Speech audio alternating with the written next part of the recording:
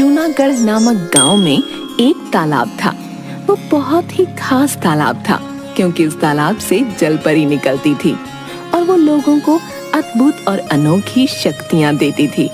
गांव के सभी लोग उस जलपरी से मिलने का इंतजार करते थे ताकि वो जलपरी उन्हें भी अद्भुत और अनोखी शक्तियां दे। उसी तालाब के पास एक छोटी सी कुटिया थी और उसी कुटिया में दो साधु रहा करते थे। उन दोनों साधुओं ने जलपरी को देखा था और उस वक्त जलपरी ने उन दोनों साधुओं को एक बहुत ही खास, अद्भुत और अनोखी शक्ति दी थी।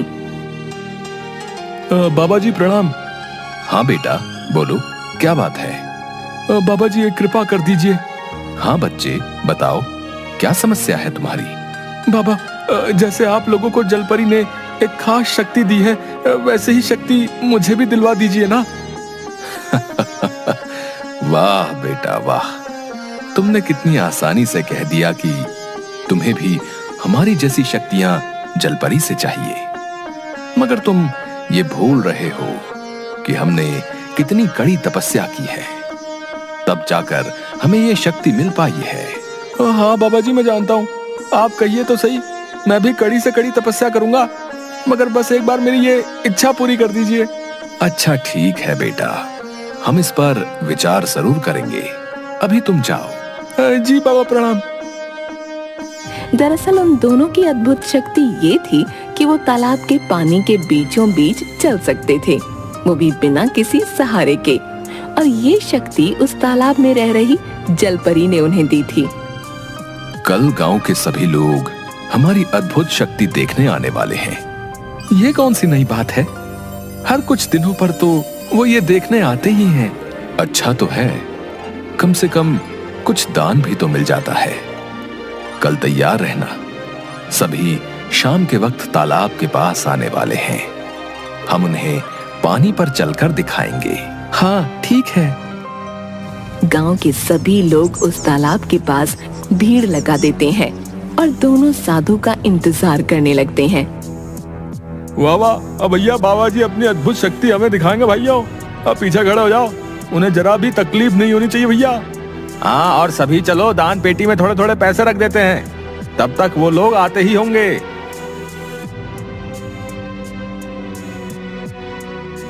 कुछ देर में दोनों साधु वहां आते हैं। अरे देखो देखो देखो, बाबा जी आ गए। बाबा जी की जय, बाबा जी की जय। आप सभी शांत हो जाइए। शांति रहेगी तभी हम अपनी अद्भुत शक्ति दिखा पाएंगे। हाँ हाँ बाबा जी, हम सभी शांत हैं। चुप जाओ सभी। दिखाइए बाबा जी, आप लोग अपनी अद्भुत शक्ति दिखाइए। दोनों साधु अपनी अपनी आंखें बंद करते हैं और मंत्र पढ़ना शुरू करते हैं। सभी लोग गौर से दोनों बाबाओं को देख रहे थे। कुछ मिनट तक मंत्र पढ़ने के बाद दोनों पानी पर उतरते हैं। हर हर महादेव। पहले एक साधु पानी पर चलता है, उसके बाद दूसरा। ये दृश्य देख सभी जोर जोर से तालियां बजाने लगते हैं। वाह, बाबा जी ने कमाल कर दिया भाई। देखा आप लोगों ने, ऐसी शक्ति तो दुनिया में किसी के पास नहीं होगी। आप दोनों के अलावा तो हमने कभी किसी को पानी पर चलते नहीं देखा। धन्य हो बाबा, आप लोग धन्य हो। लोग वहीं खड़े हो जाते हैं और दोनों साधुओं को बार बार पानी पर चलकर दिखाने को कहते हैं। बस बस, आज के लिए इतना ही। अगर आप सभी को हमारी ये शक्ति अच्छी लगी हो तो कृपया अपनी इच्छा से जितना बन पड़े उतना दान करके ही जाइएगा। सभी लोग पैसा उन दोनों साधुओं के नाम दान करके चले जाते हैं। वाह, आज तो सभी ने दिल खोलकर दान किया है। हाँ, बस आगे भी इसी तरह ये गांव वाले हमें दान करते रहें। दोनों साधुओं ने गांव वालों को बताया था कि जितना भी पैसा दान में मिलता है वो सब गरीबों में बांटा जाता है जिस वजह से गांव वाले ज्यादा पैसे दान किया करते थे।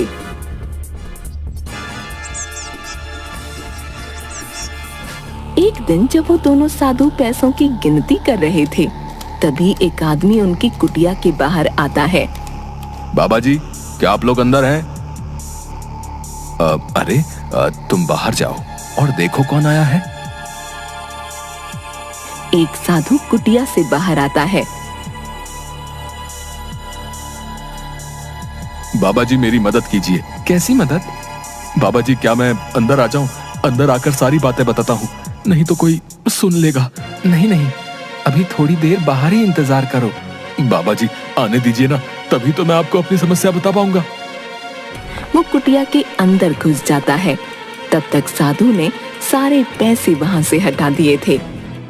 अरे तुम कौन हो और अचानक अंदर घुस आए? बाबा जी, मुझे आप लोगों से एक बात करनी है, कृपया सुन लीजिए। ठीक है, बोलो, क्या बात है? बाबा जी, बुरा मत मानिएगा, मगर मैं आप लोगों की अद्भुत शक्ति से बहुत ही ज्यादा प्रभावित हुआ हूँ। अब बस मुझे भी आप जलपरी से मिलवा दीजिए। मैं भी उनसे एक अद्भुत शक्ति मांगना चाहता हूँ, ठीक वैसी ही जैसी आप लोगों के पास है। हमने पहले भी कहा है, ये कोई आम चीज नहीं जो बहुत आसानी से मिल जाए। इसके लिए कड़ी तपस्या की जरूरत पड़ती है। बाबा, आप लोग जैसा कहेंगे एकदम वैसा ही करूंगा, बस मेरी इच्छा पूरी कर दीजिए। अच्छा अच्छा, ठीक है, तुम जाओ, हम सोचकर बताएंगे। वो आदमी वहां से चला जाता है। इसी तरह उन दोनों साधुओं के पास बहुत सारे लोग आते और वो सभी जलपरी से मिलकर एक अद्भुत शक्ति पाना चाहते थे। अरे ये गांव वाले तो मानने को तैयार नहीं हो रहे। हर रोज कोई ना कोई आ ही जाता है और जलपरी से मिलवाने के लिए कहता है। आखिर कब तक ऐसा चलेगा? अब तो मुझे लगता है इन सभी को जलपरी से मिलवाना ही पड़ेगा। क्या सच में? तुम्हें पता है तुम क्या बोले जा रहे हो? हाँ बिल्कुल, जब सभी मान नहीं रहे तो यही करना पड़ेगा। एक जगत नाम का आदमी दोनों साधुओं के पास आता है और जलपरी से मिलकर अद्भुत शक्ति पाने की बात कहता है। अच्छा अच्छा, ठीक है, तुम्हें जलपरी से मिलना है ना? चलो, हम तुम्हारा ये काम करेंगे, मगर जैसा कि पहले भी मैंने कहा था, ये कोई आसान काम नहीं। आप दोनों जैसा कहेंगे मैं वैसा ही करूंगा। हाँ ठीक है, एक काम करो, इसमें जो भी सामान लिखा है उसे खरीद कर ले आओ। इन सभी सामान का क्या होगा बाबा जी? अरे इसी सामान के द्वारा तो हम जलपरी को बुलाएंगे। जी ठीक है, मैं अभी ये सामान लेकर आता हूँ। जगत बाजार जाता है। अरे 20 किलो चावल, 20 किलो आटा, 5 लीटर घी, 4 लाल साड़ी, 4 डब्बा चूड़ी, 2 सोने की कान की बालियां। इतना सारा सामान मैं अचानक कैसे खरीदूं भाई? जगत इस पर कुछ देर सोचता है। चलो कोई बात नहीं, जलपरी से मिलने के लिए इतना तो कर ही सकता हूँ।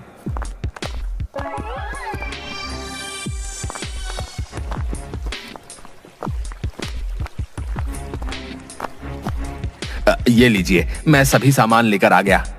वाह, ये तो बहुत अच्छी बात है। अब ये लो, इसमें जो भी लिखा है वो भी लेकर आओ। अरे बाबा जी, अभी तो मैं इतना सामान लेकर आया हूँ और आप कह रहे हैं और सामान लेकर आना है। बेटा, हवन का सामान तो तुम लेकर ही नहीं आए। ये तो सारा सामान जलपरी के नाम चढ़ेगा। बाकी हवन के लिए भी तो सामान चाहिए। वापस जगत बाजार आता है और हवन का सामान खरीद कर ले जाता है। बाबा, अब मेरे पास बिल्कुल भी पैसे नहीं बचे हैं। आपने जो भी कहा वो मैं सब लेकर आ गया हूँ। हाँ बेटा, अब कुछ भी नहीं चाहिए। हम आज से ही हवन शुरू करते हैं। दोनों साधु सारा सामान एक साथ रख देते हैं और हवन शुरू करते हैं।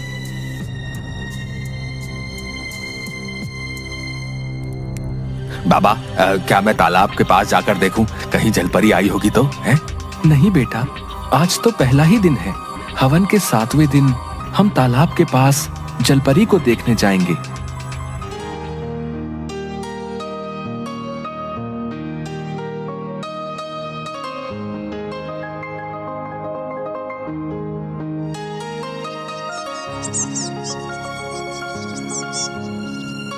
7वें दिन वो आदमी दोनों साधुओं के पास आता है।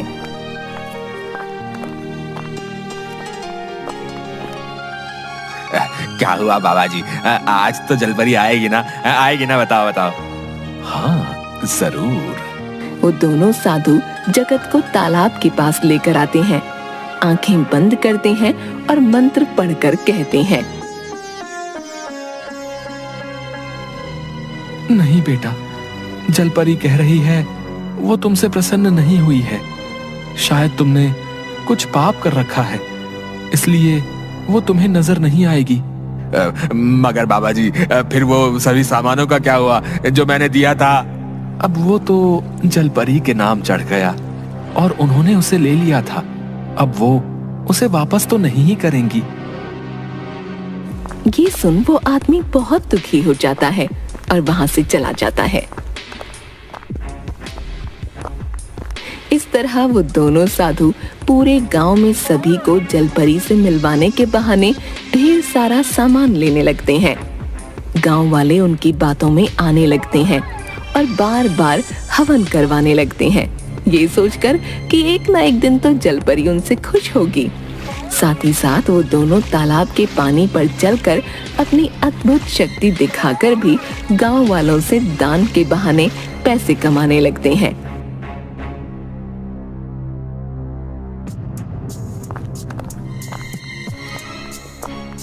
एक दिन जगत सोचता है, बस एक आखिरी बार जलपरी को खुश करके देखता हूँ। आज के आज बाबा से मिलने जाता हूँ।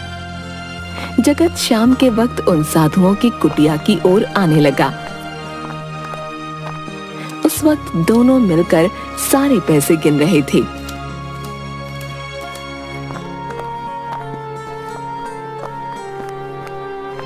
गांव वाले सच में कितने मूर्ख हैं। मतलब कितनी आसानी से हमारी बातों में आ रहे हैं। इन्हें लग रहा है सच में जलपरी आएगी। वही तो, इन्हें मूर्ख बनाना बहुत ही आसान है। जब कोई जलपरी है ही नहीं तो जलपरी आएगी कहां से? बस मैं तो चाहता हूं ये सभी ऐसे ही मूर्ख बनते रहें और हम मालामाल बनते रहें। ये सब जगत सुन लेता है। क्या इसका मतलब ये दोनों आज तक हमें मूर्ख बना रहे थे? अगर कोई जलपरी है ही नहीं तो इसका मतलब हुआ कि इनके पास कोई अद्भुत शक्ति होगी नहीं, क्योंकि इन लोगों ने तो यही कहा है कि जलपरी ने इन्हें पानी पर चलने की अद्भुत शक्ति दी है। सच जान जगत को बहुत गुस्सा आता है और उनकी सच्चाई सभी गांव वालों के सामने लाने की बात वो सोचता है।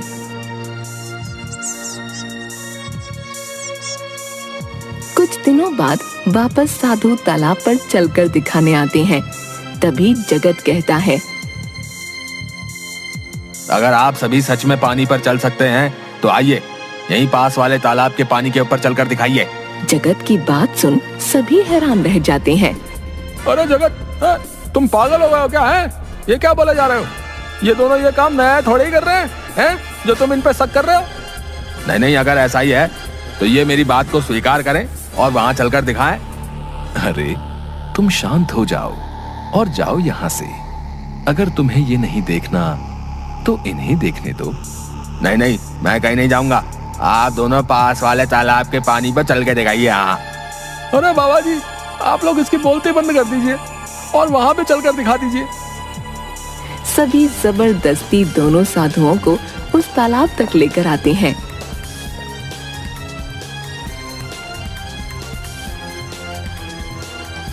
जैसे ही दोनों उस तालाब के पानी में जाते हैं, एक कदम भी पानी पर नहीं रख पाते और पानी में गिर जाते हैं। ये देख सभी हैरान रह जाते हैं। अरे हम वापस करते हैं, इस बार गलती हो गई।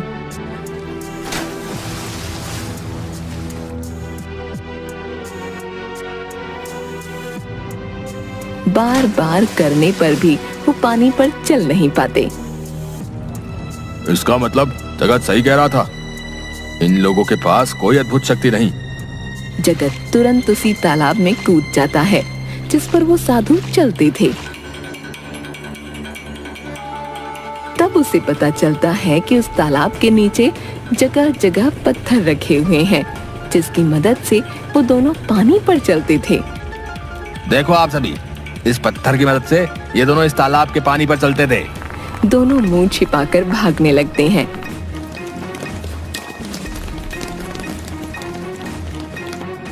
तभी गांव वाले उन्हें पकड़ लेते हैं। जगत ने जो भी सुना था वो सब कुछ जगत गांव वालों को बताता है।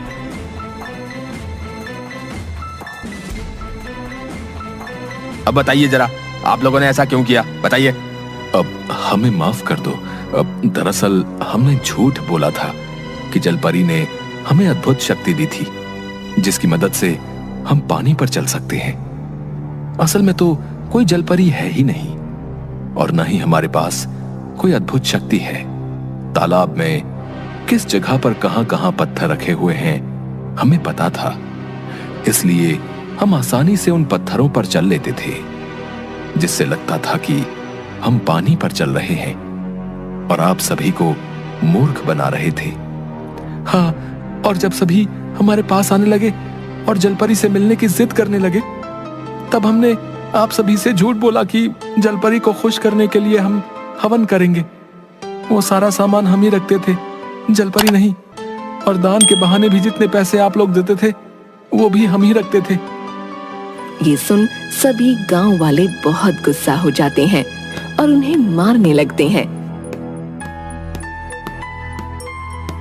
तभी वहां पुलिस आ जाती है और दोनों को पकड़कर ले जाती है।